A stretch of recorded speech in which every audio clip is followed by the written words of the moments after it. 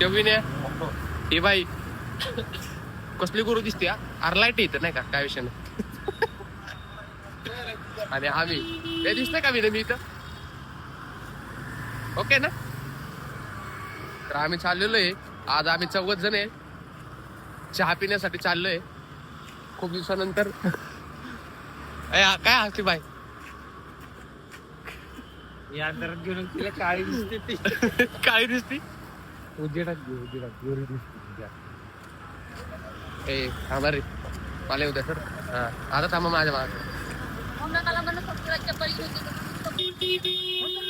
काय म्हणली ए परत एकदा बोल परत बोल म्हणत होता मला एक चप्पल घेऊन देतो मीच नको म्हणलं.